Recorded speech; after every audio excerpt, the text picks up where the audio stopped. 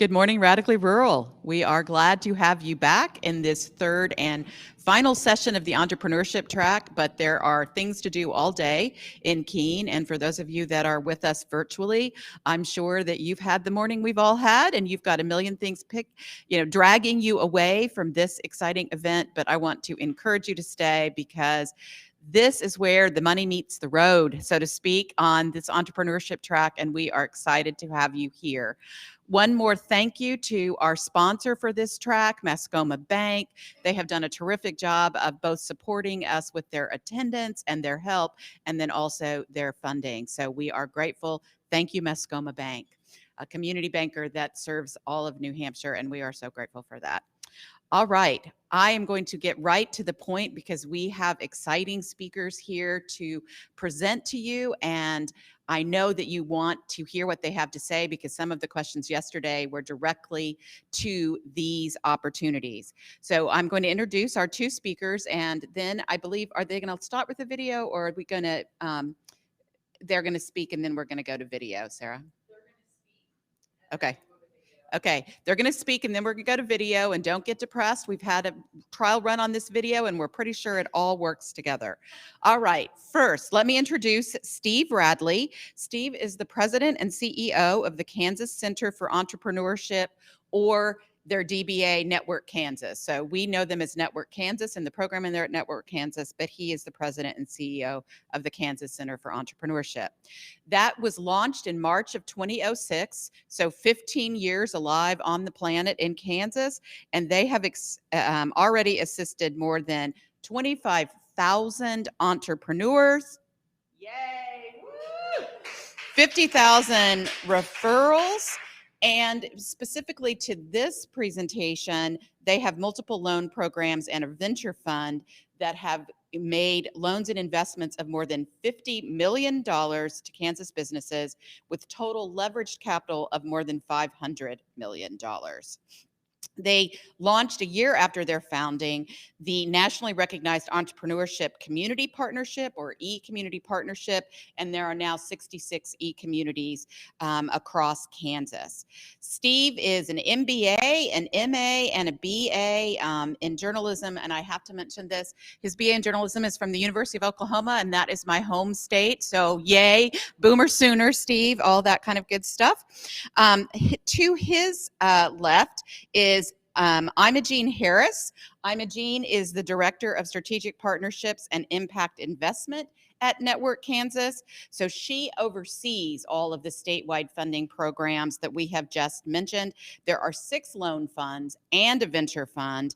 She joined the team at NetWork Kansas in December of 2013. So she's been there 8 years. She's a lifelong Kansan. That's okay. You know, Oklahoma, Kansas, we're border states, all that kind of good stuff. She has her BS in environmental studies. I think this is the truth about all good entrepreneurship leaders. They come from a variety of backgrounds, and then an MBA from Fort Hays State Universities. She is exactly motivated by all of the things that motivate everyone that's been at Radically Rural, which is not only that she helps businesses, but that she improves the quality of life in Kansas for all of the communities in Kansas. So with that introduction, I'm going to let them take it away. Yay!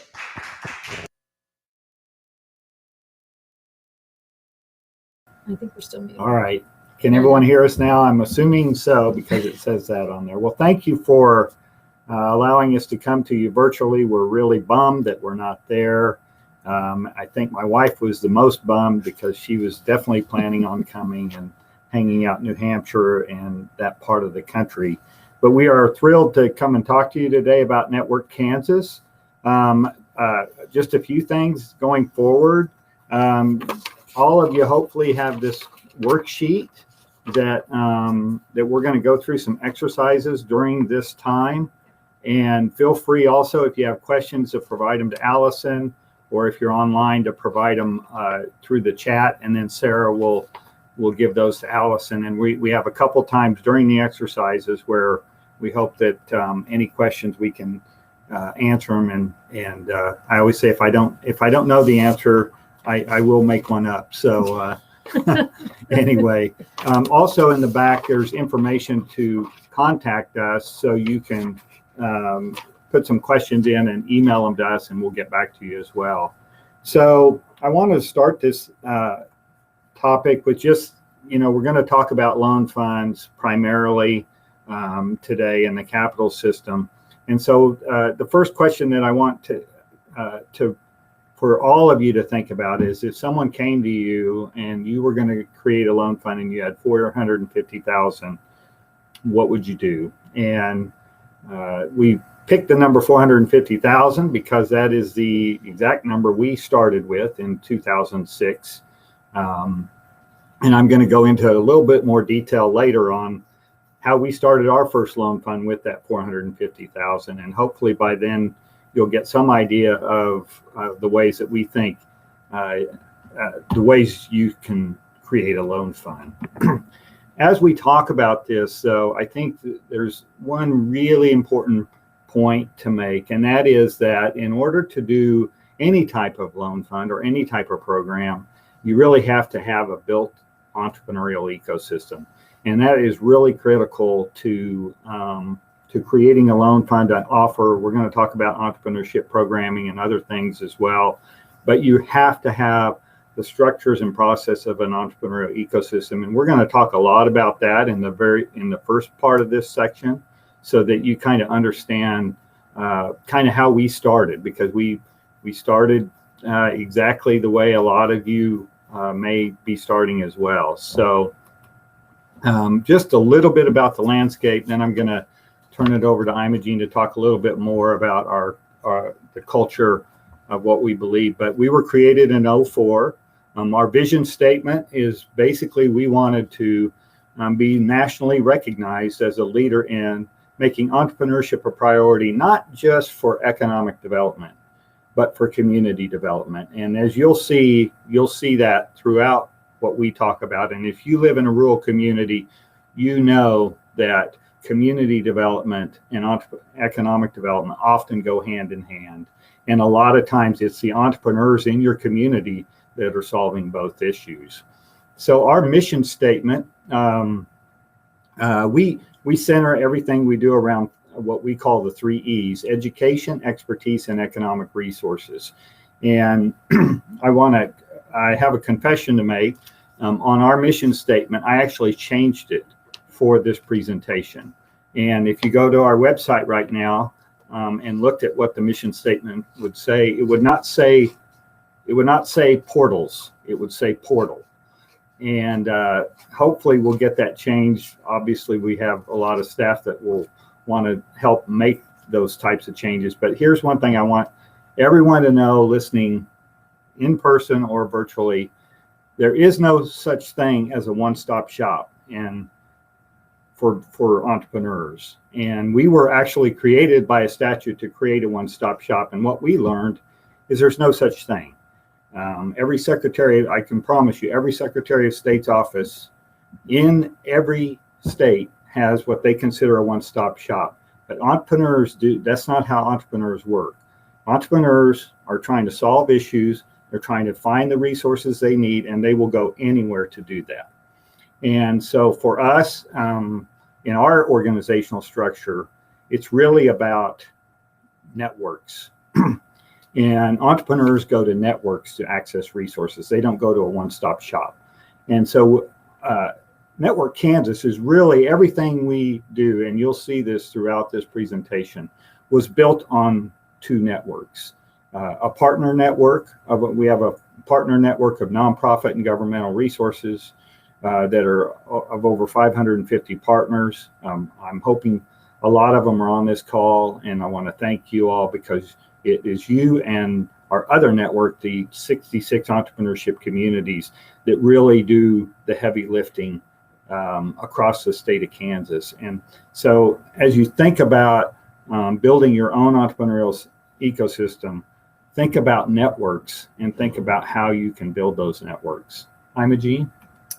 Yeah, Steve, before I get started on this slide, I was wondering if you could share one of my favorite stories, which is about how, if we're talking about building networks, how it takes time. So one of my favorite stories is when you and our VP of Entrepreneurship, Eric Peterson, first got started. You'd go around and sort of do these town halls, getting to know everybody in Western Kansas. And I just always liked when you're like, oh, we'd go to these town halls and then we kind of go get in the car and it was like, ugh. Yeah. So just like a minute or two on that, that work and that patience. Yeah. And the best one, and we've talked about it a lot, Eric Peterson, who's the VP of Entrepreneurship and who oversees the entrepreneurship communities. And I went to Waukene, Kansas in 2000, would have been 2005. And we met with the Western Kansas Economic Developers Alliance. And I can promise you there are some of those people on this call. And I will tell you that that presentation we did went over like a lead balloon. And Sheila Fromm, a former lieutenant governor and actually United States Senator, talked to us, and she basically said that you just got to hang out. You got to get to know these people. And really it changed the trajectory of how we build networks. And you build networks not for you build it for strategic reasons, but you really build it over relationships. And I can tell you that now the Western Kansas Economic Development Alliance is one of our strongest partners. They're great friends and they do fantastic work out there. And so that's a great example of how you build networks. Yeah, just one of my favorites. I just coming in later, after you guys had already been established, the idea that we had some partners that would have been like, who are these guys? That's just not how it is when we enter rooms now. It's like, hey, and everybody's buddies. So I like the idea that maybe it wasn't always like that. It's just kind of funny to me. So what can you do to get started on building an entrepreneurial ecosystem? So we've kind of outlined 4 points here. And I think these are really applicable to whether you're brand new to kind of building an ecosystem, or maybe you're like in phase 2, 3 of building an ecosystem and you're sort of like growing it out, not just starting from new, you're growing out.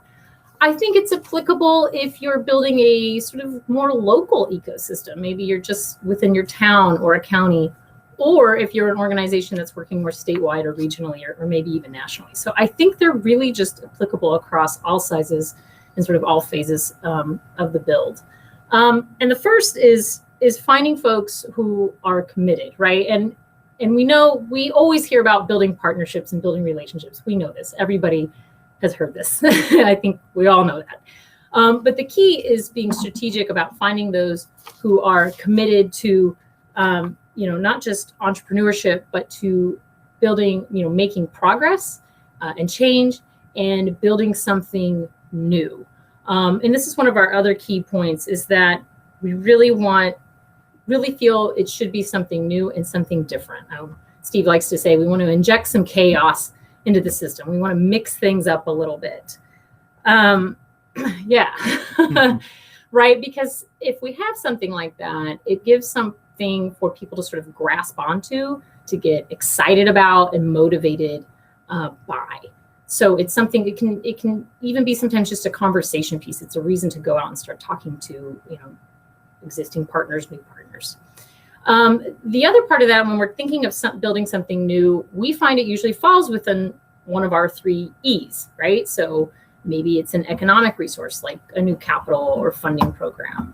Maybe it's a new educational program around entrepreneurship, or maybe it's something related more to connecting entrepreneurs to expertise or mentors, right? So usually we find it falls under one of those 3 areas.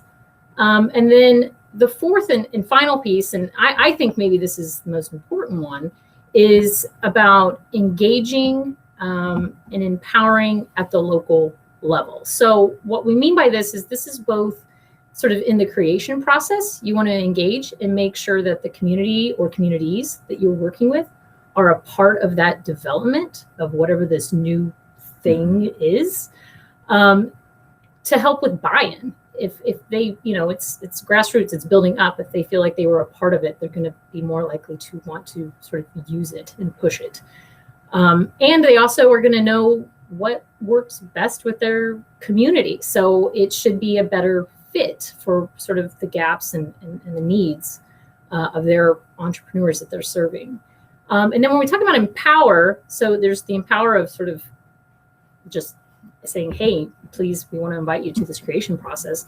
And then empowering them to sort of how they want to deliver it, being part of sort of the decision making on the back end or the tail end of it too, and getting it out there. And so that's just really something we value, and really want our communities and partners to feel like they're a part of.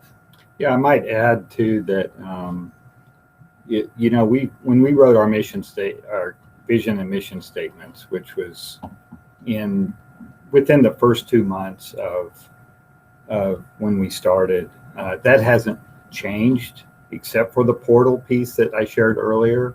It really is, there's really 3 lanes that entrepreneurs need. They may need some education, they may need connected to a specific partner, or they may need some money. And so if you think about those lanes as you're going forward and building your ecosystem, I think that's really, really important. Yeah, so an example of where you'll really see us, just really empowering at the local level is through our entrepreneurship or our e-communities. And here you can see them mapped out on the little yellow circles. So we started with 6, we've grown to 66 across the state. There's 105 counties in Kansas, so that's over half of our counties that have decided this is something they value and something that they think they want to be a part of. And they are just awesome critical partners to how NetWork Kansas operates. And when we say that we engage with them and they've been empowered, we see that through each one has a local leadership team that has made the conscious decision to make strategic plans around entrepreneurship-led economic development. So you've got leadership teams in each of those, really focusing on entrepreneurship. And then each one also has their own local revolving loan fund. Now these are NetWork Kansas dollars, but they each have their own financial review boards actually making decisions on those loans, because we feel, and we know now through our data that they're better at it. They're better at knowing who can use these dollars and who will be, the most responsible with them than, the 2 of us might be, or one review committee for the entire state. And then, so I think, we'd like you to hear from one of our e-communities in Atchison, up in Northeast Kansas. So we'll cue the Atchison video.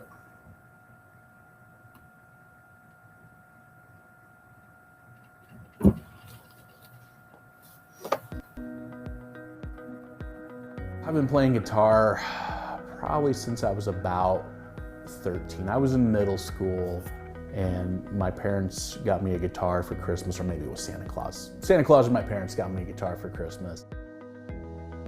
I was in band, had a great band teacher. He showed me a few things and just kind of stuck with it and ended up getting my bachelor's degree in music and guitar.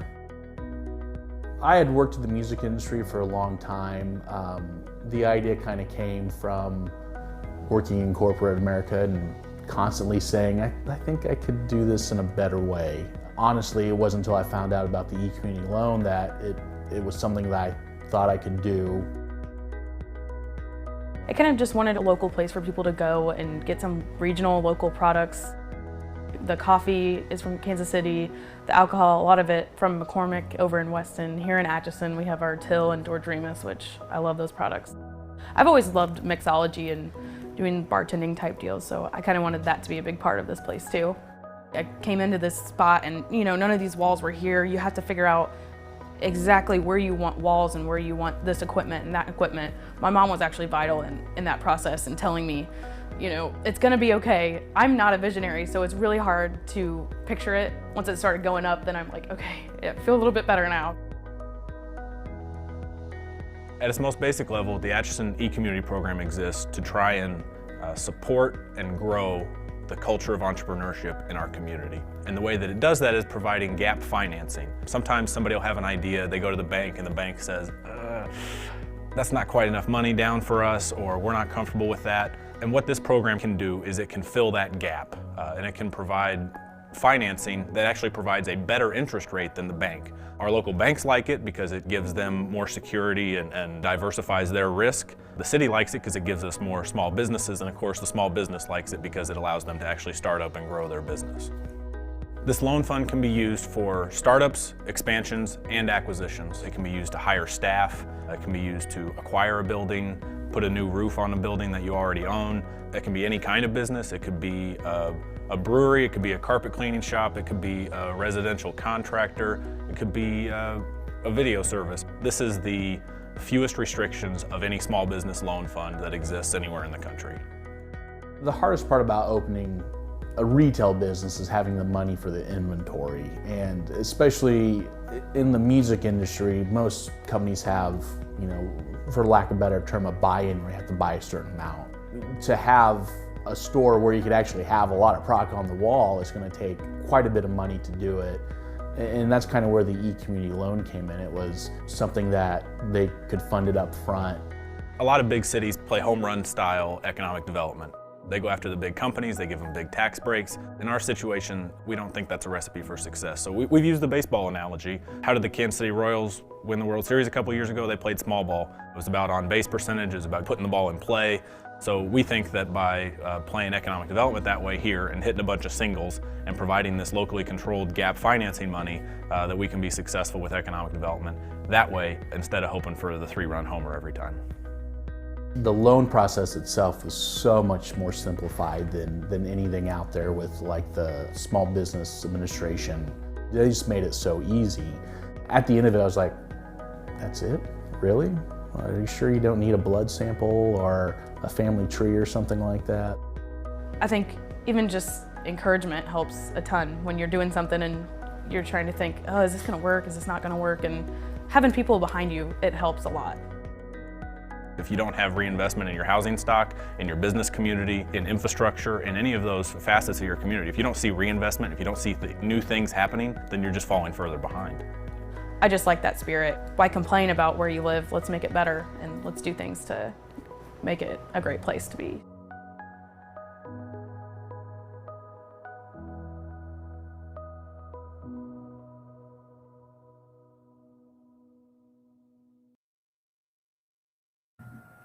I love that. I love that video. Justin does a great job, and Atchison is one of our shining star e-communities. I might add that they just recently announced that they have now done over 1.2 million in loans. And I might add that our maximum loan amount for an e-community loan is $45,000. So it wasn't like a couple of big loans. It was lots of singles, as Justin said. And so, do you want to say something about that, or just? No, I just love it. Okay, yeah, I know. It's pretty exciting. So as we go forward and start, thinking about building a loan program, we keep harping on some things, and we're going to harp on them for one more slide, and that is the question of what makes something entrepreneurial. And at NetWork Kansas, what we believe is that you have to create new assets in a community, and it can happen. And so we talk about the 3 E's, which is basically capital, programming, and expertise. But those are the types of assets that we're looking at creating in a community are those 3. And the reason that it's so important is there are 2 things that have to happen to have a successful program, whether it be a loan program, whether it be a youth entrepreneurship fair, or anything else. The first thing is it has to build energy. People have to be excited in your community about doing something like this. And the second thing is you have to be able to execute. You have to take it from the start and launch it and be successful. And these e-communities across our state have been very successful at providing those loans. And I think they've done close to 25 million in loans now between our 66 communities, and they are responsible for those loans. Now like I said, it's NetWork Kansas Capital, but they are responsible for executing and getting those loans done. and they know those people, and so they're going to church with them, they're going in their stores, they're shopping there, and so why in the world would you not empower those local communities to make those decisions?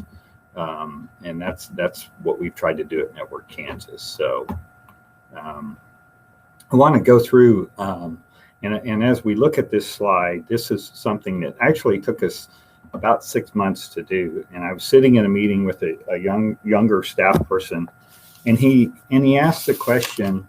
He was pretty new, and he said, why are e-communities so important? And so when he asked me that question, I started rambling like I do sometimes, and hopefully I won't do it today. But it really got us thinking about what does an ecosystem look like? What does an entrepreneurial ecosystem look like? And now we are a statewide organization. So as we go through this, I want you to think about where you fit into this model, because you may be a statewide organization. I know we have some Kansas Department of Commerce personnel that are probably in the room right now. Or you may be a regional person, or you may be in at the local level. And so basically what we want to talk about is what are the types of relationships that you have with an entrepreneur. And so we start when we think of a statewide. So we do have a referral center. You can call into our 877 number, and we will connect you to resources all across the state. And that's why we've made more than 50,000 referrals over our time. But basically that relationship with the entrepreneur is a transactional relationship. They're going to call in, we're going to assess the types of needs they have, and we're going to connect them to a partner. From there, it goes to the entrepreneur and the partner. So it's really a transactional relationship. Is it important? Absolutely. Will it change your local community? Probably not. Then the next level we get to is a regional or a relational relationship with it. And that's where the best example I can think of is we have loan partners across the state that are regional loan partners. Every state has them. They're either certified development companies that make SBA loans or they package loans. And now that partner has a little stronger relationship with the entrepreneur. They're getting to know them. They're looking at their finances. And we have a stronger relationship with our partner because our partner is using our money to help make loans. And so now the relationship's getting a little different. It's getting a little stronger. It's probably going to have a stronger impact on that entrepreneur and that region. The final is the e-community model. And what I said when the answer I gave is because our relationship at that local level is personal. And so what I mean by that is we have coaches across the state, and they are working directly with those leadership teams of those local communities to actually help drive the strategic activity. The community's driving it. We are there along with the ride, and then we are helping them by allowing them to use our resources as well as their own resources. So I like what Imogene put on there. It's really hyper-local activity, connectivity, and it's focused on the strategy of each community. You all know, you live in rural communities, that there may be two communities that are 30 miles apart, and they may be completely different. I can think out Western Kansas, there's a couple of communities that I was thinking about going into this presentation. They're 30 miles apart, and the challenges they have and the strengths they have are completely different. And so it takes that local strategy to really transform, and that's where you have the best chance to transform a community.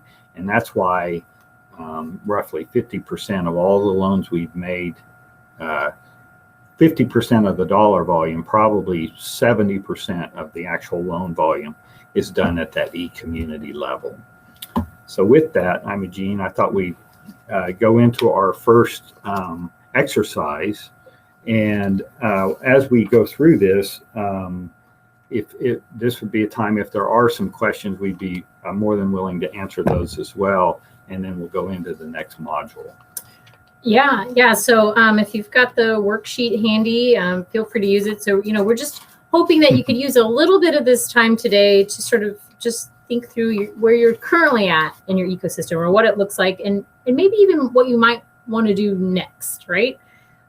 So like I said, you can use the worksheet. If you just sort of want to noodle on it in your brain, that's fine too. We're not going to grade them at the end or anything like that. So where do you feel like you sort of are? Are you more like this right now at the transactional level, just sort of this one-on-one? It's important work, but maybe it's not impactful or as impactful, right? In creating change, or are you already doing some like really deep engagement with entrepreneurs, or the communities themselves, right? And do you feel like you want to move one way or the other, right? Maybe there's added value in kind of adding some more transactional things, or maybe you see a value in growing to being sort of doing the deeper work. So where are you at? Where do you think you kind of want to go? And then just thinking through, like, who else could you be engaging with as you're doing this work? Maybe you already are working with other people you haven't talked to yet. What are the assets that you could potentially tap into as you're sort of working through this? And then kind of pause for a second and reflect back, is where I'm going, is it creating something different? And can it be executed, right? So those critical things that we're saying, we hope, we think are important, creating something new and different and being able to actually execute on it. And then, in the meantime, if there's any questions. Yeah, I see we have a few questions from Kevin. And I usually answer that because everyone's always curious about that. And at the beginning, and what is our funding model? We were created by the state of Kansas. And so there's a portion of our funding that comes from the Kansas Department of Commerce. The majority of our funding comes through an entrepreneurship tax credit, where we can raise money through donations. And that is where we get most of our funding for our operation. But but as you see, as we go further into this, you'll see where some of our other funding resources come from. But most of our funding comes from grants, from some state funding through the entrepreneurship tax credit, and then now we also create a lot of interest income from our loan programs. The last question was what percent of non-loan interest? I'm assuming that means what are our interest rates, and we're going to talk about that a little later too. But the majority of our loan interest rates are, I would say, 4 to 5% on our loans, and the terms of our loans, it depends on the program, are anywhere from 5 years up to 10 years on the loans. So, are there any other questions?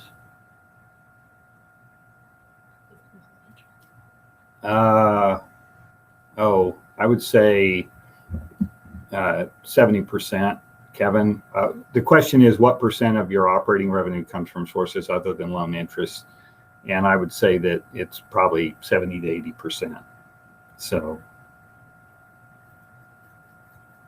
other questions? I like those being in the chat. That's easy for me to read. So. So we're going to go on to the next piece. And like I said, as you're working on mapping, and that really is what we did when we first started NetWork Kansas. The first thing we did, as Imogene was talking about, was doing these town hall meetings across the state, and meeting with partners, getting them to join our network. And that's how we built our first network, which is the partner network. And which we started in 2006 with 260 partners, and we have over 550 now. So the next part we're going to talk about is specifically about our capital system, and we're going to talk about how we have built our loan system. and the values that we bring to the table in doing that. And so the number one thing that you have to determine when you are building your own loan system is, and I like to harp on this, because we are working with lots of community foundations now that are taking part of their money that they send to New York City and making local loans for impact. And the most important part is program design. And so that's what we're going to talk about. And the number one piece to that program design is, what are your core values? What are the values that you bring to the table that you're going to live with as you create your loan programs? And so as we were working on it, I'm going to just briefly go through them. I might sit on a few, but I want to go through each one of these individually. One is that every business matters. And, in rural communities, economic development is changing. There's no such thing as prime jobs and everything, and then other stuff.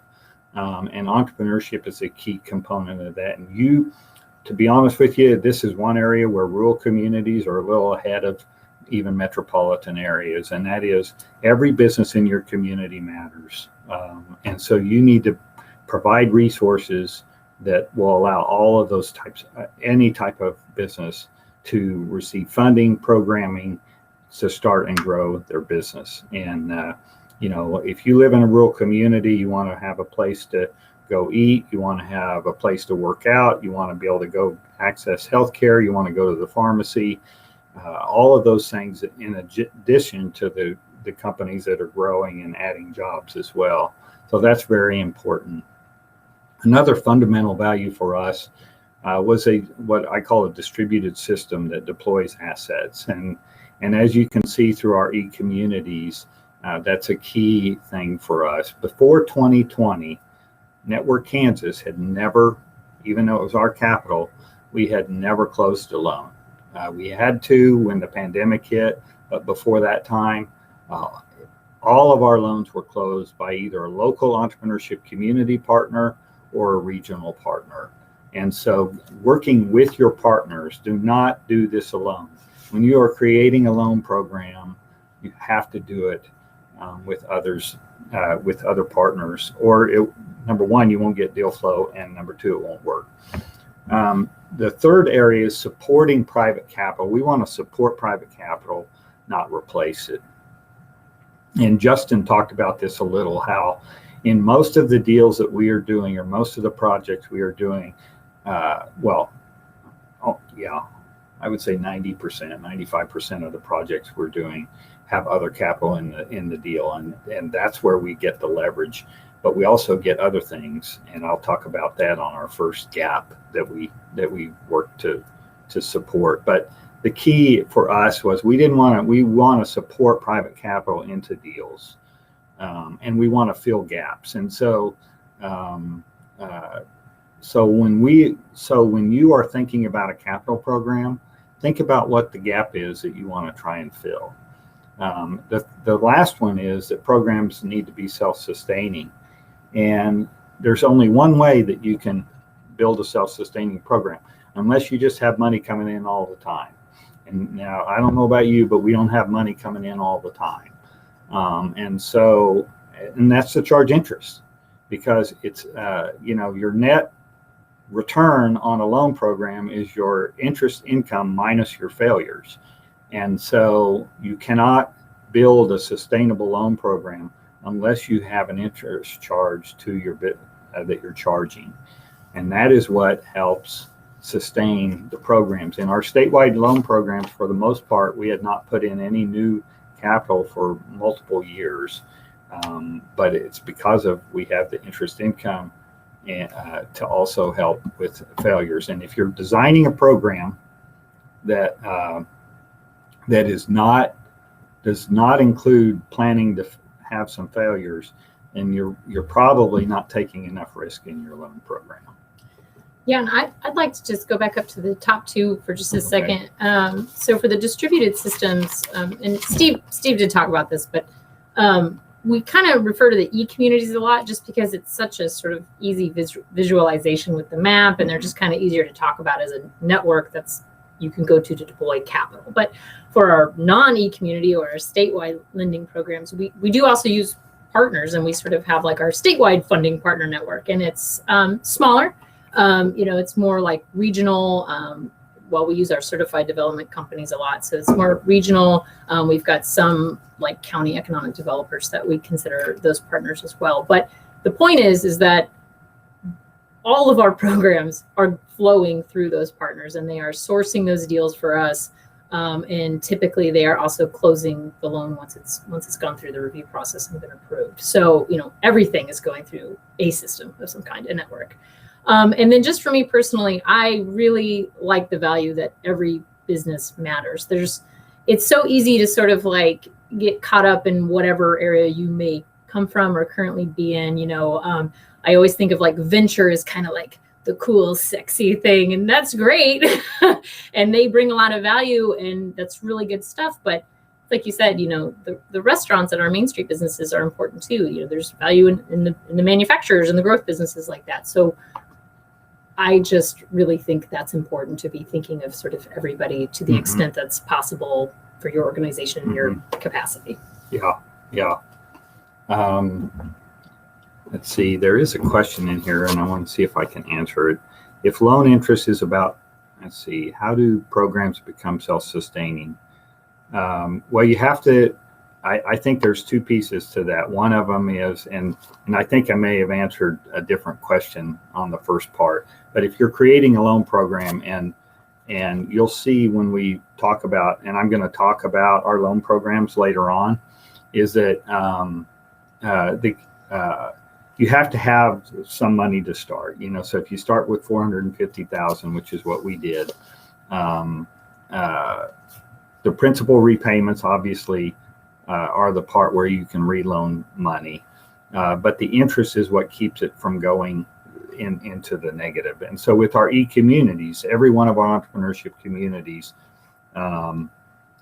are also monitoring those loans at that local level as well. And so the key area as you start a program is your repayments that you're getting, which allows for self-sustainability, and your interest income, which can offset your any losses that you have. And we'll get into that more detail as I go through our loan programs.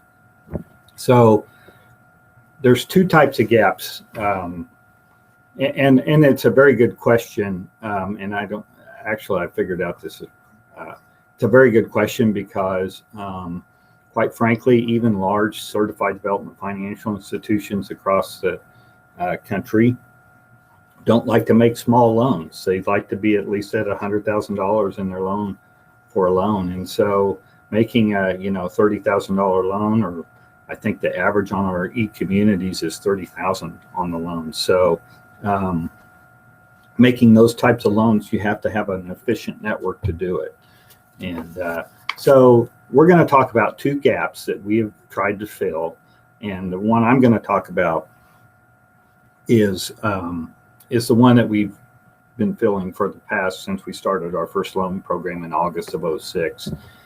And that is the capital gap. And if you live in a rural community, you know that these capital gaps exist. You know that sometimes a business is putting more money into a building than it will appraise for when it's done. As you saw on the Atchison video, there are other issues such as inventory and working capital. And for us at NetWork Kansas, we wanted to help fill the capital gap. And so we work with our partners to fill the capital gap for working capital, inventory, and those other things that a business may need. A bank may want to loan, but the collateral doesn't fit. And so we work with the banks, local community banks. We work with local partners, and we provide that gap financing. That's why our amount can be a small amount. And I might add, in the majority of cases, in a deal, in a project, we're only 15%, 15 to 18% of a deal. And then some were lower and some were a little higher.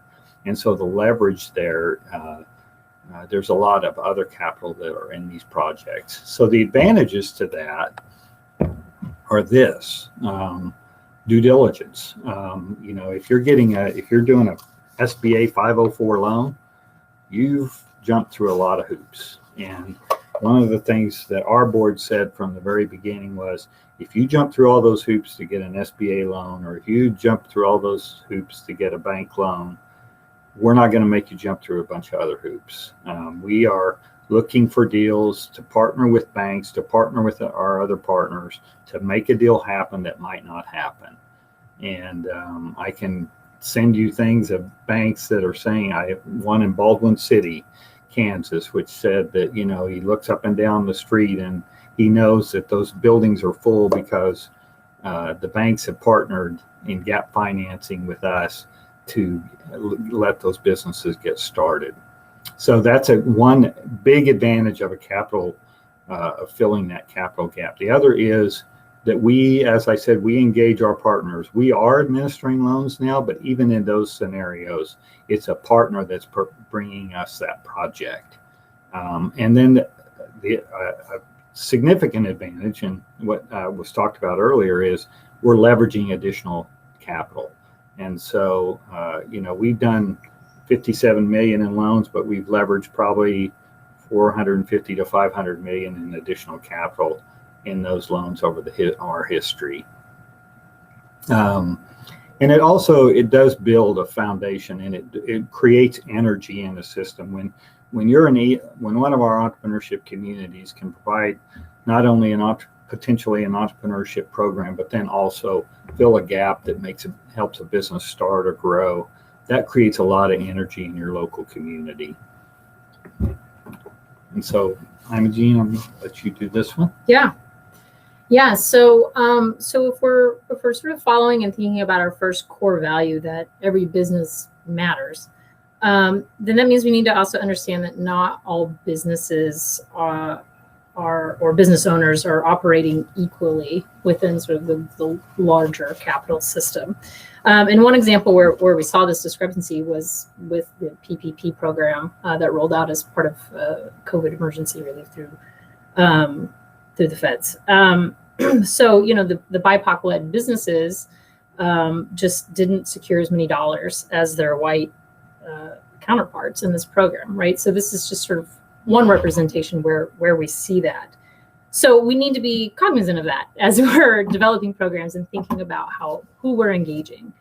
And so part of the reason that we know BIPOC-owned businesses had more difficulty accessing these dollars is because it's related to sort of this larger issue that a lot of minority-owned businesses often maybe just don't even have an existing relationship with a bank, which was kind of a key component of the PPP program.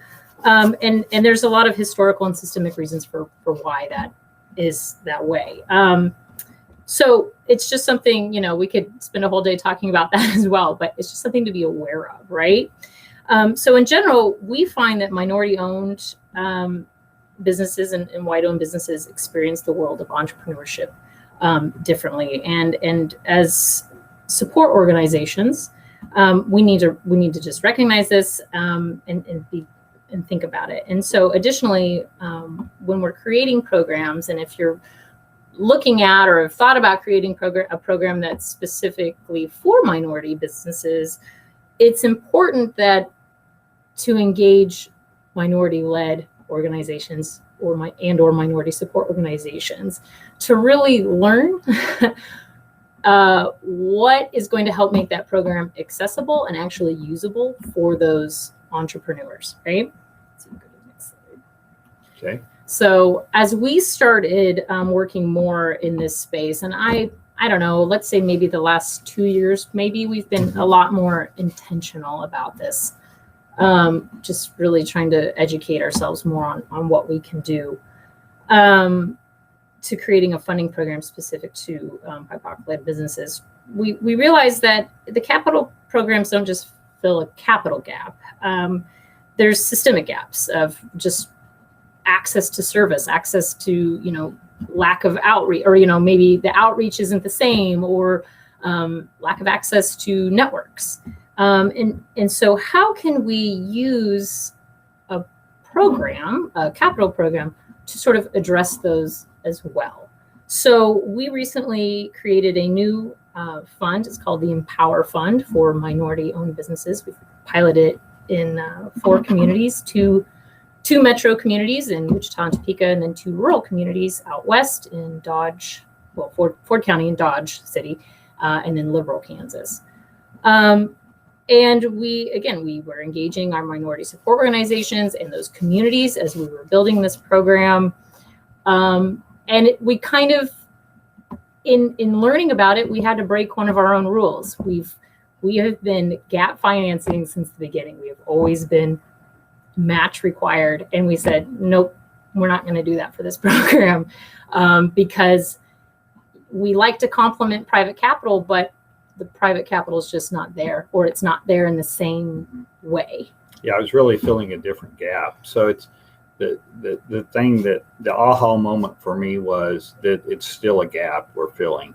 And that gap is getting that business from the starting point to being able to work with the bank. And so we went to our partners and said, hey, we want to build a program this way, which changed a lot of the dynamics of how we built the program. And so that's what I say. So now we're filling a different gap. So the program design changes. Right. And so one of the biggest piece of that program design, well, there were 2 pieces. One was we're not going to have match requirement. So it's a $15,000 program with no match requirement. And the other one, Gene, was what? Technical assistance. Right. Yeah. So we decided that, like we talked about, what's nice about the gap financing is that you've got other due diligence happening. If they're coming through a bank or a different funding program, you kind of know somebody has already looked at this deal. So we thought, well, we're not going to be getting that with this. So, or at least not in the same way. It is coming through a partner, but let's we're going to require that there needs to be some technical assistance piece to that. Now, the cool thing about that is that we're also empowering those communities, those 4 different communities we're piloting this in. We said, hey, what do you want that technical assistance to look like? What assets do you already have in your community? What do you like? What do you think has benefited your entrepreneurs so far that you could go ahead and say, hey, either before you get this loan or when you get this loan, you're going to go through this TA. Yeah, and that we've done, I think, 4. We launched it 3 months ago. We've done 4 loans so far, and we expect to do a lot more. And it's and we think it's it's a significant, and it's thanks to other partners that we have that are also ponying up money into this project, and we'll talk about that here in a little bit. But I think that but it's really and Gene and I were kind of talking about this yesterday. One of the issues that federal programs have is they lump things together that maybe shouldn't be lumped together. And so as you're thinking about gap financing, and one of the areas is women-owned businesses and minority businesses. In our data, we have funded a lot of white-owned, women-owned I think it's about 50-50, yeah. I think. But minority businesses, we have not. I mean, it's a we can look at the data, we know. And so the question for you is what type of, and I've talked to rural communities and they said, we really would like, there's a lot of young college graduates want to come home and they want to start a business, but they have a different gap. Right. And so the question that becomes, and this is why we have this in our next exercise, is what is the gap that you would like to fill? And that was my Oklahoma twang coming out. What gap do you want to fill in your community? What are the issues, and is there a capital gap that you'd like to fill, and what is it? And then some of the other questions to think about are, who are the partners that you would like to work with or think would be best to work with, and provide technical assistance, and then how are you going to execute? And so this is another good spot for questions, but I also want to, because of the questions that I've gotten online, I kind of want to, and Gene, if you'll help me, we didn't practice this. I want to do this with one of our loan programs. And because we're going to get into it in our next deal, I want to do it with Startup Kansas. So the very first loan program we did with the $450,000 was Startup Kansas. And so, so Startup Kansas, we had 450,000, but we, because of statutory requirements, had to have match from somewhere. So we either had to have bank match, a partner match, or something. And so, so the gap we were trying to fill, the gap we were trying to fill, it was, sorry about that. We had a little issue on. There we go. There we go. The gap we were trying to fill was the capital gap in rural communities and distressed areas of urban. And so we could provide 60% of the funds. And so we put a cap on it of $450,000. I mean, for $45,000. Yes. And the reason we did that is I only had 450,000, and I thought I don't want one deal to be more than 10% of the deal. So we set it at 45,000. It is still that today. And so we wanted to fill that gap. What were the partners that we wanted to work with? Well, we worked with every partner that could come and provide match as well. So we had certified development organizations. We even had Main Street organizations, which were at a 0% interest rate, but we could still partner with them. And so like if there was a $50,000 loan, they could provide 20, and then we could provide 30,000 in that loan. And so the question about interest rates comes up here. And so one of the things we did is we said, well, we put a floor interest rate on it of 5%, or we match the partners. And so like on a Main Street, if a Main Street is our partner, we do a 0% interest on the Main Street part, and then we do 5% on our part. If it's a bank and they were 5.8%, we match the bank. If we were another partner, whatever the interest rate was of the partner, we matched that. And our technical assistance providers, as we go through this a little bit farther, was small business development centers across the state and other technical assistance providers that were generally working with those clients already. Yep.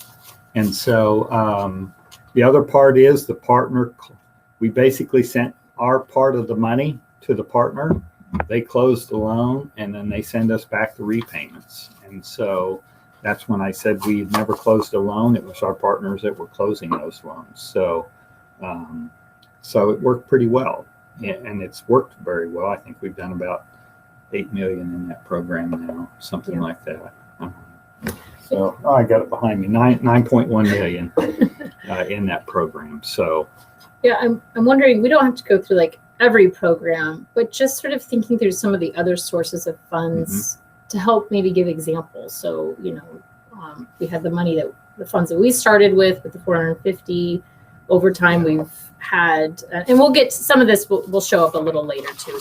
So we can go through it again, but we've had federal dollars as a source of funds for starting some of our funding programs. We've had philanthropic dollars to help start some of our funds. And I'm going to go through those. Yeah, I know. I just was thinking if they're working through the exercise, help give ideas. Oh yeah. If they're, because maybe if they haven't built one, they don't even know where to go look. So yeah, that's a good point. Community foundations are a great spot.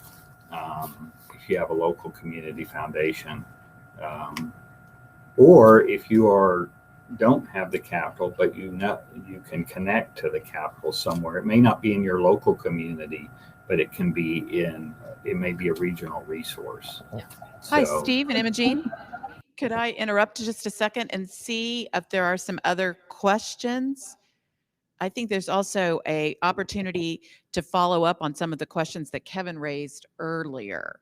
So are there questions from this part of the room in the live part of the feed?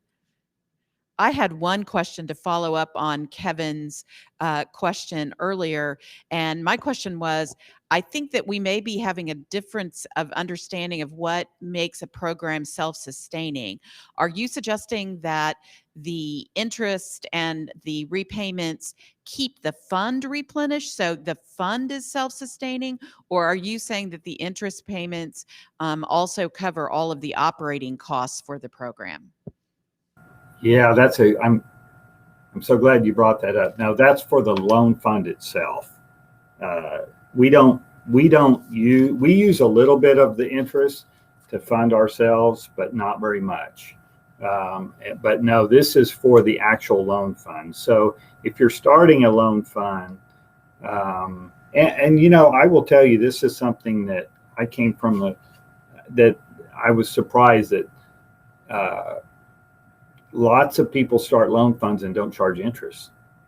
And you have to charge interest, or you're not going to, or your loan fund will not be self-sustaining, because the interest, like on our e-communities, the interest income that we are receiving is being poured right back into those e-community pools of money. And so that enables that to keep feeding itself. And so that's a great, I'm glad you clarified that. We're not talking about your operation. We're talking about if you're starting a loan fund. Now, if you grow like we have, we do use part of our interest income now to fund our operation, but we try and keep that pretty small and we only do it on our statewide loan programs. Like I said, the e-community interest income is poured right back into that program. I'm curious also, if I could follow up with one more thought, is what is your default rate? I'm guessing that it's actually fairly low. You know, it ranges. It depends on dollars versus numbers of loans. You know, I think our dollar volume loan default rate is probably 5%, or 4 or 5% on the dollar. Now our default rate on, and it depends on the program,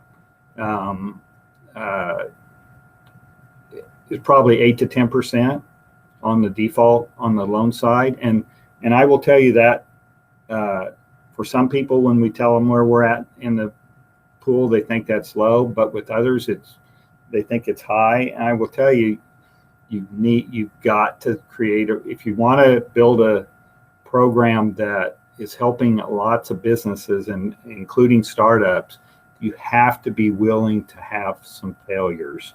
And in fact, we've had some e-communities that say, you know, if we don't have some failures, we're not being aggressive enough with our loan dollars. And I will tell you that has been, the arc on that has been going down, because when we first started, like everyone else, we didn't know quite what we were doing. And so we've adjusted that over time. And so our default rates have tended to come down over time. Yes, I see 2 in the room here. So Peter, you want to start with yours?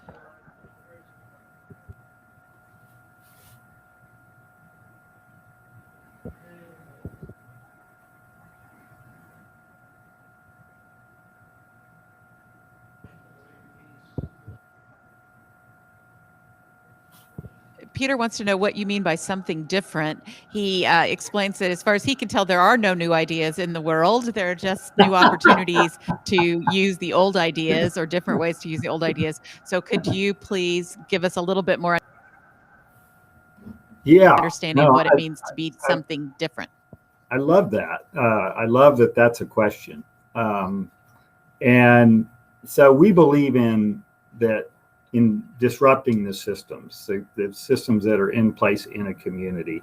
And so when I'm presenting, generally when I'm talking about this, and this is about creating an entrepreneurial culture, an entrepreneurial culture has churn in it. And so I'm going to give you one, because I'm going to promote one of our programs by doing it. And that is one of the lowest price deal that is something new in your system. And it may not sound new, but but it is new, and that is youth entrepreneurship challenges at the local level. So we have a program called Venture Dash, and actually it's being used all over the country now. We built a cloud-based system, but that is actually helps you run a competition. But a youth entrepreneurship fair, if you're not doing one in your community and you do it, that's something different.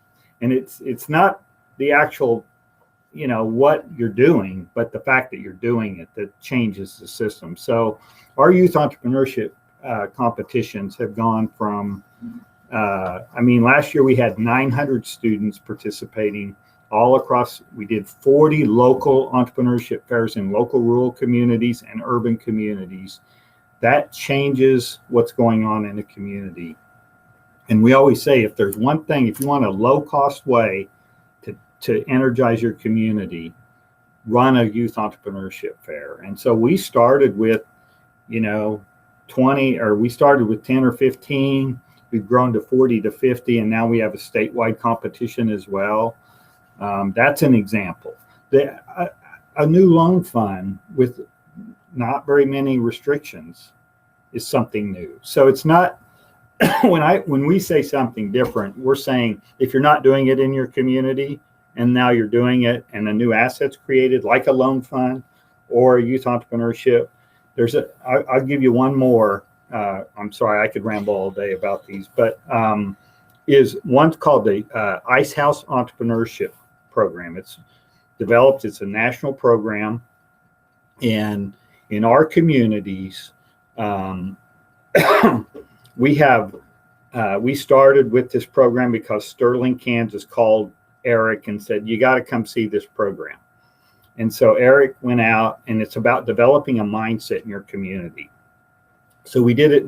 So we saw it and we thought, we got to do this in other communities. So now we have probably 15 economic development directors that are trained in Ice House entrepreneurship, creating an entrepreneurial mindset. And those economic development directors are teaching the class in their local community. Yeah. And that's something different. Go ahead. I was going to add on to the Ice House. We also recently, this year in Liberal, Kansas, they hosted an Ice House class for this entrepreneurial mindset, but they also offered it in Spanish as a Spanish class. Filled enrollment in like a week. Yeah. Right. So that's something new. And double the other class. Yeah. So, and I think they're looking at, doing that again. So, maybe not new to the world, but new to you is maybe a better way. Yeah. I have one more. I'm sorry. I'm going to add one more. And I just love this story, and I tell it whenever I can. So we have an e-community in Independence, Kansas. It's part of the Independence Community College, and they are a fab lab, makerspace for 3D printing. And so we started helping pay the tuition for our economic development directors to go and be certified and learn about makerspace. So we had one in Dodge City, Jetmore, Kansas, just north of Dodge City, Hodgman County. Leanne Seiler, she might be even on this call, went down, got trained, went back, started a makerspace program. When the pandemic hit, she took her 3D printer and she made PPE equipment and was able to provide it to her local, dental and healthcare people during the pandemic. And so those are the types of things that happen once you start generating entrepreneurial activity. And what we found is rural economic development directors get it. They understand about entrepreneurship and how important it is. And if you'll work with them, they can really do lots of great stuff with not a ton of capital,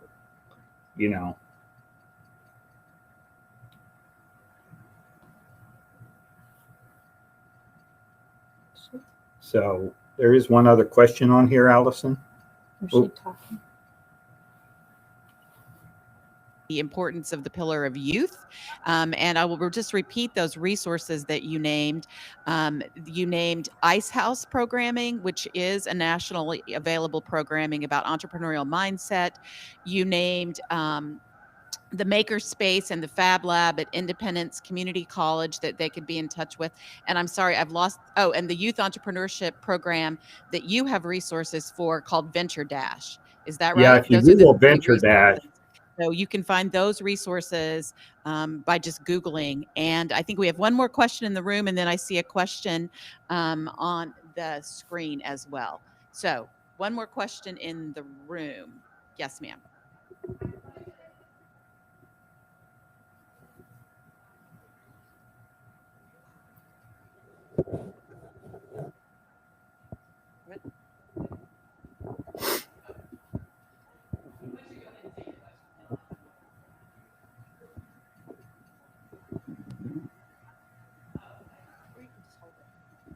So my question is regarding the e-community model building. Network Kansas started with 6 communities that came on, if I heard correctly in the beginning. You're now at 66. You are a state with 105 communities. How are counties. you gaining the trust in the rural community to add additional e-communities? Is there a model on your website that can be shared? In my home state of North Carolina, we have 100 counties and we have some different entrepreneurial networks that are happening, but I really love this idea of starring an e-community or having your EDs champion some of this entrepreneurship development. I also attended an ice house that I was invited to from my rural community after finishing an MBA. And I thought it was an exceptional way to reach a different entrepreneurial mindset. And I do think that it speaks to the rural community. So any information that you could share on how someone in this virtual or live experience could follow up on your website or directly with you to gain, how do we model gaining support to build an e-community, even if it's called something different? Thank you so much.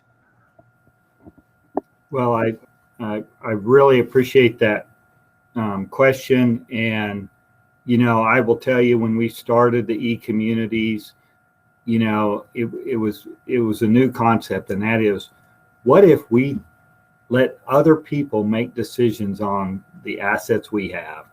And one of the ways you build trust is you trust your partners. And I will tell you that almost every program that I named came from ideas in the e-community themselves. The Sterling, Kansas, the Independence, all of the ideas they don't come from NetWork Kansas.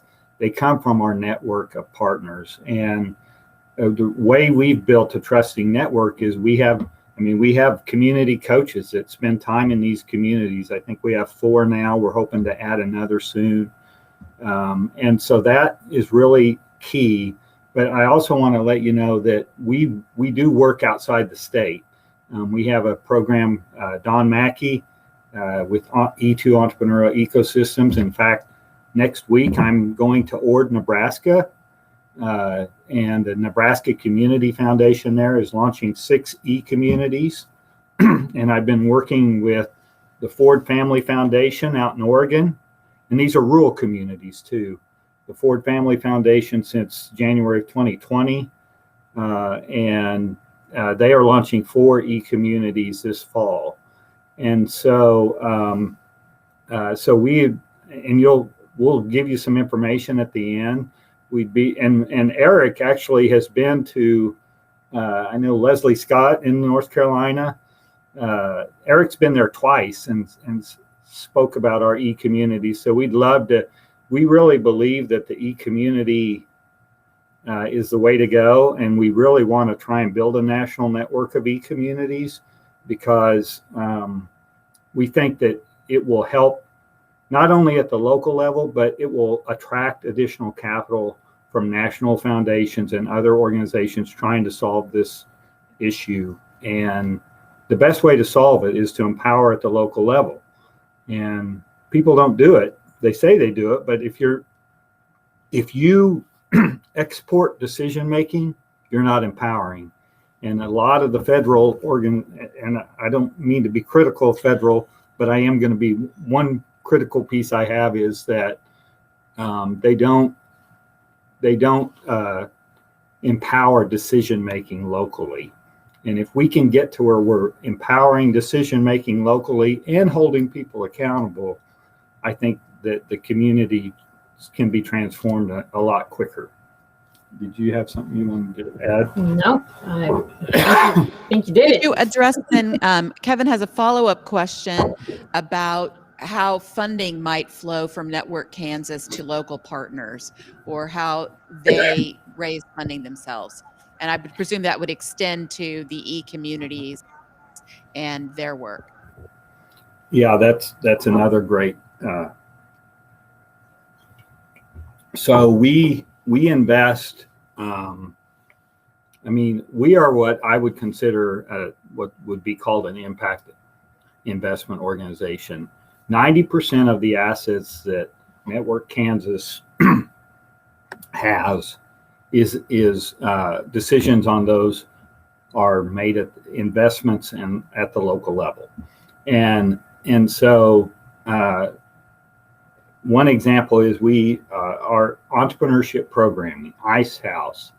We have board certified programs. We have one called Growing Rural Businesses. All of those, we provide a stipend that helps them fund it. They have to provide local funds too, but we invest in our e-communities. We invest over $250,000 each year in entrepreneurship programming. But we don't just say, here's the programs. Eric and his team are awesome. And I wish one of them was on this call with us right now, because they know a lot more about it than we do. But they have pilot programs that they can do. And so the coach actually works with that. We don't just say, here's the programs that you can use. Mm-hmm. We say, hey, you have a program, come to us, and and we'll put some money in, you put some money in, and let's try that program. One example I just recently heard, I was talking to one of the coaches on the ICE House program.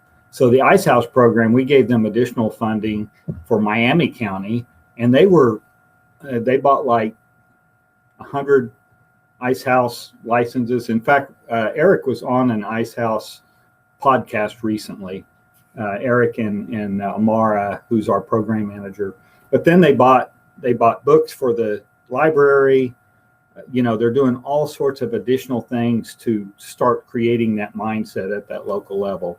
And so the way Network Kansas does it is, most of our programming is either done at the e-community level, or we are working with some of our partners across the state and investing through them.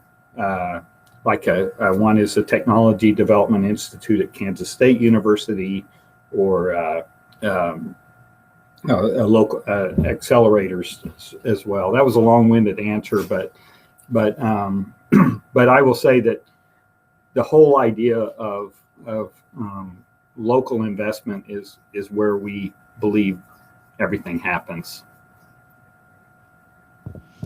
Thank you. Other questions from either our virtual audience or from our in-person audience?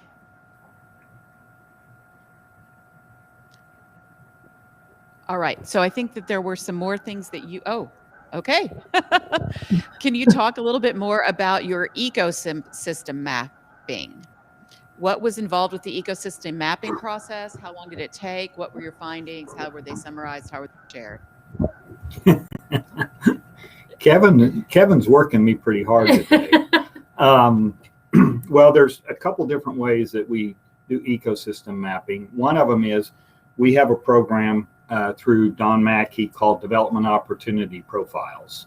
And so Don uses Esri data and other data, and he actually takes and does we either have a development opportunity profile, or two, a little bit deeper dive into a market opportunity profile. And those profiles are then, like we just did one in Republic County and then Norton County. And then the local coach goes in and meets with the leadership teams at that local level and talks about those development opportunity profiles. Because what they do basically is say, here's what your economy looks like. Here's where there's examples of opportunities. Here's where you're having some issues. One of the ones I always think of, and I'm not completely versed on them, is retail leakage. And so what's your retail leakage in your community? and where's it going? And so we start there, and then with Oregon and Nebraska, we will be working with the local teams where they actually they go even deeper. They will take the development opportunity profiles, then they will go deeper into mapping their entrepreneurial talent at that local level. And it's actually the community that does that, because they're the ones who know who are the startups, who are the existing businesses that are flourishing, who are the existing businesses that are just barely surviving, who are the growth businesses. And then they develop their strategy at that local level based upon the answers of the development opportunity profile and their own e-talent mapping. And that's the area that's probably the area we do the most work outside of Kansas, is related to that. And so in Nebraska, we're going to do it with 6 communities, and in Oregon, we're doing it with 4.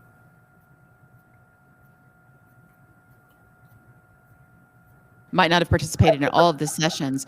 Don Mackey and E2, the references he keeps making, was a speaker on this track in our first session. And so all of the information about how to reach out to him and his organization is found in your materials, either on Socio or otherwise. So I think this is you guys are making great bookends for each other, because you keep cross-referencing, and this is a great example of networked resources. Yeah, Are there and Don, other questions? I do love my partner in crime, Kevin Peterson. Thank you, Kevin Peterson, who is a wonderful proponent and champion for micro-entrepreneurship and entrepreneurship in general in the state of New Hampshire and the CDFA. Other questions, comments, thoughts? Yeah, I might add that I'm Don a little worked. unclear exactly how much time we have. I have a few questions I'd love to ask, but I don't know. Are we supposed to be We have wrapping about at 20 minutes. 11:30? Oh, Steve. I think we have 20 minutes left. So, and I do have one more section that we can move through it pretty quick. If we're ready. Okay. I might add that Don actually founded the Center for Rural Entrepreneurship with Deb Markley, who's from North Carolina, and still lives in North Carolina. And recently, Don came to NetWork Kansas. He works out of Nebraska, and he is a great. So we host the E2 entrepreneurial ecosystem work. So I'm going to go through, and I think this will answer some of the questions Kevin was talking about where do we get our funding, how do we build self-sustaining programs. And remember what I talked about. So we've talked a lot about Startup Kansas and entrepreneurship communities, and I want to say something about that those two have created all these other opportunities. And they create them because we have deep partner relationships, and because NetWork Kansas, we have a bigger staff than I ever thought we'd have, about 15, but we couldn't do this. It's our partners at that local level and our regional level that are making this happen. And so we launched Startup Kansas, which we've talked a lot about, in 2006. In 2008, we launched the entrepreneurship communities with 6 communities that we now have 66. And so those 2 programs launched, and because we were executing, and because those partners were executing, that's how other opportunities come up. Now, both the first two programs were state funds. We raised those funds through the entrepreneurship tax credit, and that's basically how we started those 2 loan funds. So we started Startup Kansas with $450,000. We ended up adding more to that. With entrepreneurship communities, we started with about $1 million in that through raising. When we were small, we could use almost half our tax credit money, and we just poured it into that entrepreneurship community program. So then the Kansas Department of Commerce, and this is why I want to talk about this, it's okay, other partners, right? So the Kansas Department of Commerce came to us and said, well, there's this new deal called the State Small Business Credit Initiative. and we can't get anyone excited about it. And so we talked to them about it, and I said, well, why don't we create a loan fund and a venture fund? And so we created a $8.9 million loan fund and a $3.9 million venture fund. All of that money, this Kansas Capital Multiplier loan, is federal dollars, not state money. It's federal money. This came from the U.S. Department of Treasury, and we launched it, and we were able to launch it with actually never advertising it because it just went through our partners across the state. And so here's a program that we launched that we're making bigger loans, up to $250,000 loans, 4% interest on a 5-year note, 6% on a 10-year note, because I know people have mentioned they want to kind of know that. But and so we launched that. We've now done that. 8.9 million has now done over 15 million in loans. The venture fund has done 5.3 million from 3.9, just off exit money. No additional money, no state money has been put in either of those programs. And so that's an opportunity. We added the women and minority business program under Multiplier a couple years later because we weren't. And basically what we did with that is we provided a bigger match. So if a business had a 300,000, we would put more money in based on the match in that program. So that's all. 2011, 2013 is federal money. So then I didn't mean to move that. Then in 2017, we were contacted by the Kansas Health Foundation, and they were doing a healthy food initiative. And in that program, which is now is a $6 million program, no state money into that program either. Kansas Health Foundation and a Certified Development Financial Institution, CDFI, called IFF, are the primary lenders in that program.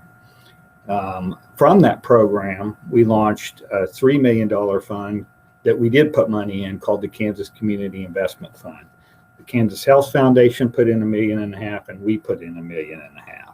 And this is one of the most exciting programs I think we've ever done. It invests in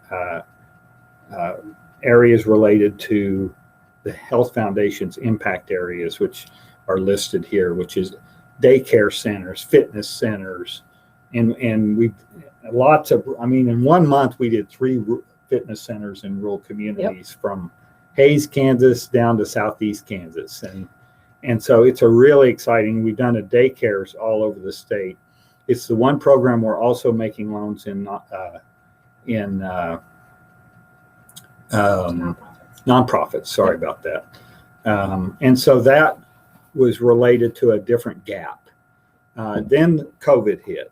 And so COVID hit, and the governor's office and lieutenant governor called us and said, we need to get money into the hands of hospitality businesses, restaurants. This was before PPP had happened, before any SBA had launched any of their programs. They wanted to get it into hotels and restaurants and the areas that were just getting creamed. And so we were able to deploy $5 million in loans in about 3 weeks. And that was where we started.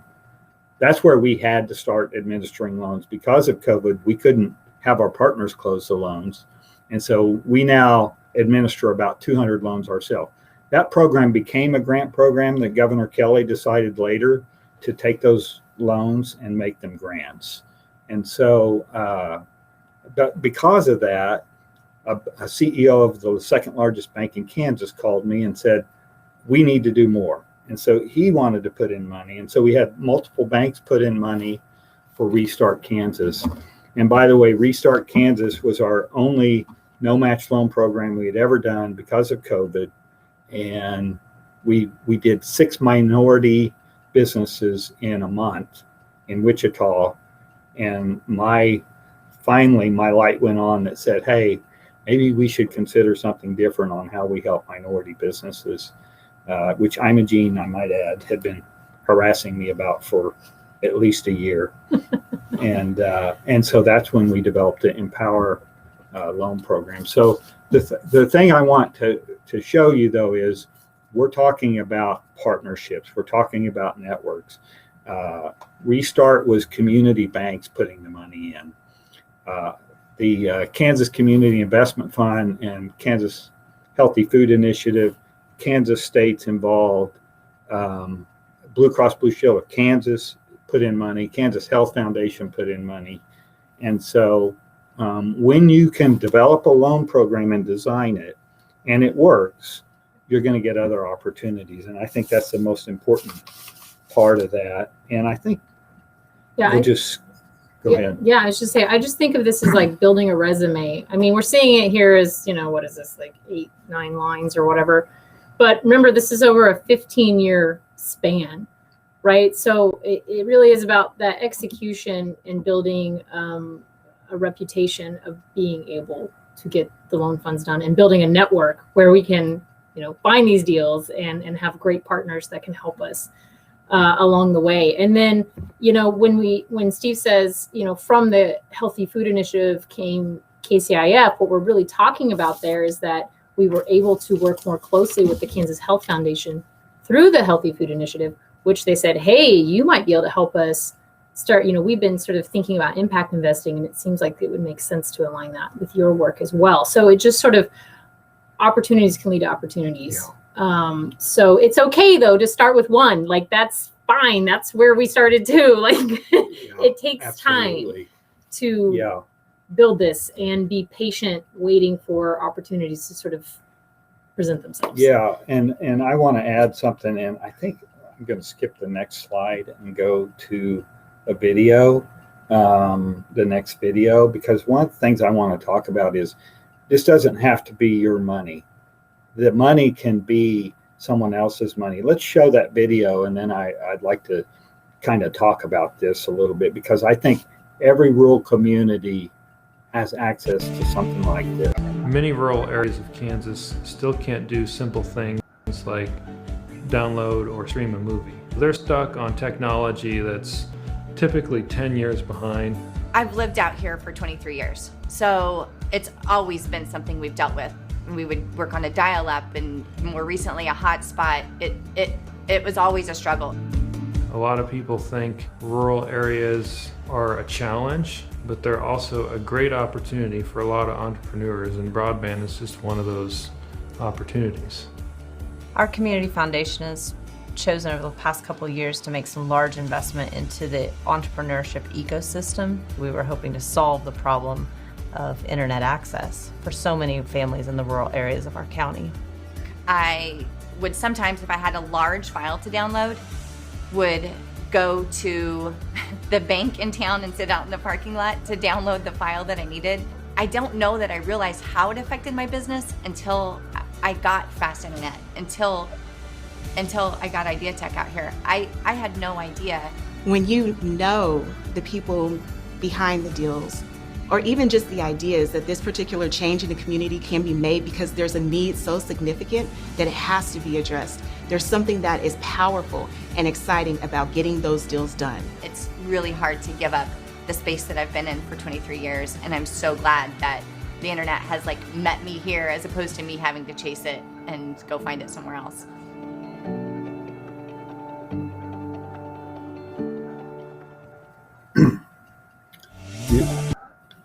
You all are the first one to see that video. We just hot off the press, but one of the things the reason I want to bring that up is one of the things when we talk about it doesn't have to be your money. It can be someone else's money. So community foundations, I believe, could be one of the most powerful economic and community development tools around. And Hutchinson Community Foundation has taken 5% of their assets, $4.2 million, and said, we're going to invest that locally. this broadband project was one of them. The community, our Kansas Community Investment Fund, also put in money to that deal, but they've also done a downtown hotel. We were on a call yesterday with another foundation in Topeka, Kansas, that 3 years ago Marcia Pope, who's the CEO, would tell you, she was telling us this yesterday, she was so worried about deal flow and getting everything organized right to actually start making some loans. She's done a deal and has 2 more deals right now, and so one of the areas to look around in your own community.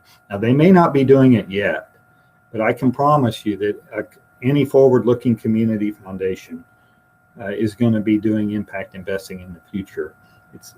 They're not going to send all their money to New York City anymore and buy mutual funds. They're going to start investing locally, and that's a very big opportunity for rural communities. So with that, I'm going to skip this one. Okay. And let's skip that one too. Okay. Because we're running out of time. I want to get to the resources, and this is what Allison talked about, which is the resources available through Don Mackey. But you can also just contact us. And I want to point out something that we talked about earlier. Right here is kind of where we start outside the state. With all of these things we do in Kansas, but this is an area that we do work outside the state, with foundations and other organizations as the lady from North Carolina was talking about, to develop entrepreneurial ecosystems through e-communities. So we would be more than willing to talk to you about it. You can email me directly, and I can get you to Dawn as well. And so, we're running low on time. So I wanted to just thank you all for the time and see if there's any last questions.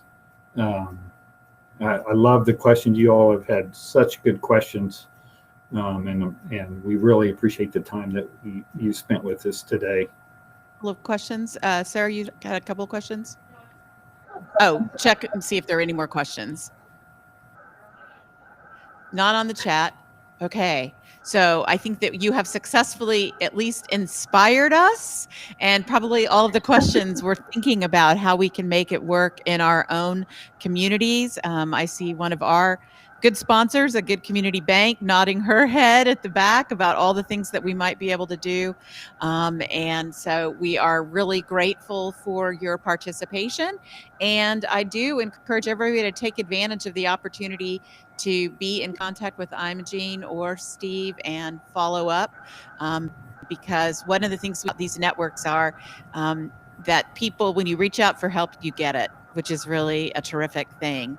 I want to offer some information to those of us that are still in Keene, but I think before we do that, we can say goodbye to our virtual audience. Is that right? So Imogene or Steve, do you have any last words you want to share with us before we say goodbye?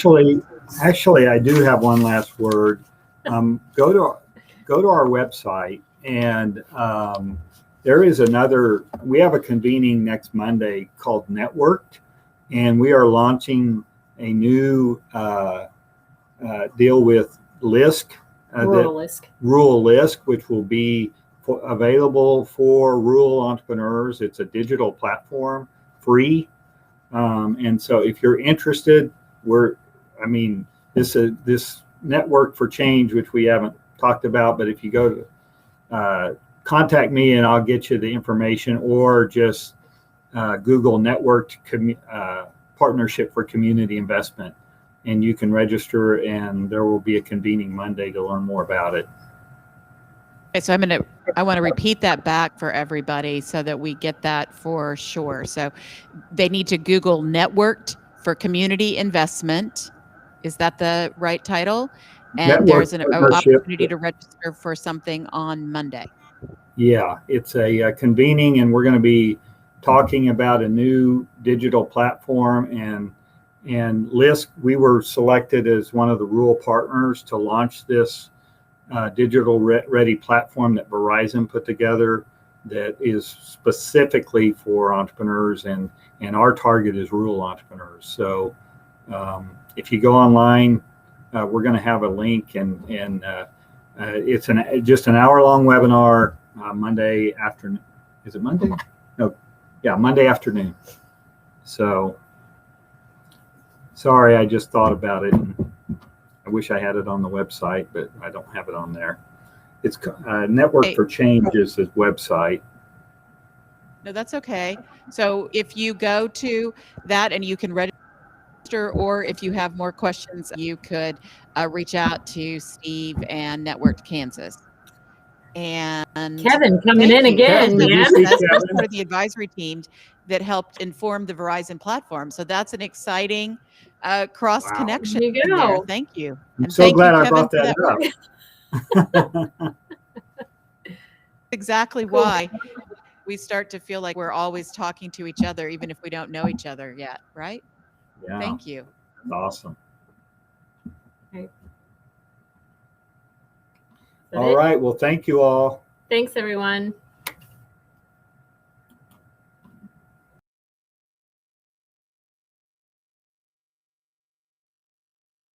That there is a final segment to this conference, the Livability Slam, this afternoon. It is going to be exciting and fun. It is a fast-paced opportunity for you to hear about how you can do small things that have big impact on your community, and you can leave inspired to do more. So that is the wrap for this. I will have a few words for those that are in person about what you might do next, and otherwise, we'll see you at the Livability Slam. Thank you so much. Bye-bye.